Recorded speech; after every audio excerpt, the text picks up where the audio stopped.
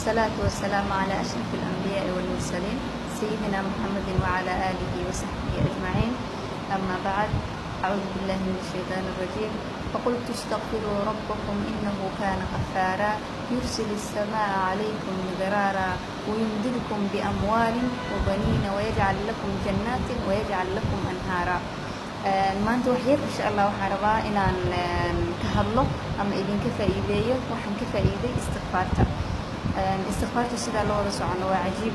laakiin nabi nuux uu ku lahaa qoomkiisa markuu ilaahay ugu dacwoonayay nabi nuux alayhi salaam waxaan ku iri ilaahay dambi dhaaf weydiista waa dambi dhaaf badane wuxuu cirka idinka keenayaa roob badan wuxuuna idin kordhinayaa maalka iyo awlaada wiilasha wuxuuna ilaahay subxaanahu wa tacaala idin siinayaa beero iyo webiyaal.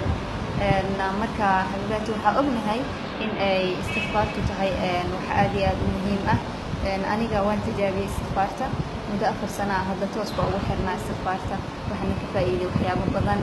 markii wixii la soo gudboonaadaan mushkilo markaan wax tabanayo markaan deeq dareemayo kulli waxaan sameeyaa istighfaar. waxaan dareemaa farxad waxaana dareemaa ilaahay subxaanahu wa tacaala inuu iga aqbalay istighfaartaydii ayna ii xalismaan wixii aan ka cabanayay. qofkii guursanaya waxaan kula talinayaa inuu istighfaar sameeyo, qofkii awlaad raadinaya inuu istighfaar sameeyo, qofkii maal raadinaya inuu istighfaar sameeyo, qofkii mashaakil la soo gudboonaado inuu istighfaar sameeyo. waxaa laga yaabaa inay dhahdo istighfaarta aniga waqti uma heli karo, waqtigayga waa buuxaa, waa shaqeeyaa. waxaan ku leeyahay markaa soconaysa tallaabada qaadaysidba astaghfirullah, subxaana allah, laa ilaaha ila allah, alxamdu lilah, wallahu akbar, walaa xawla walaa quwata ila billahi alcaliy alcadiim. bas waxaa ma dhibayso waad socotaa markasta istighfaar samee. insha allah waxaa arkaysaa adigoo farxad iska dareemaya inkasta waxaa leedahay maxaa maanta ku faraxsanahay ma garanaysid laakiin istighfaarka sameynaysay deeq iyo hami iyo waxaas oo dhan insha allah ma dareemi doontid. marka insha allah waxaan qof kasta oo videoga iga arkay ka codsanayaa inuu istighfaarta tijaabiyo, weliba khaasatan dadka dhalinyarada ah, qofka shaqada raadinaya, qofka guurka raadinaya, qofka awlaada raadinaya, qof kasta inuu istighfaarka sameeyo insha allah laasimo waqti kaama qaadanayso.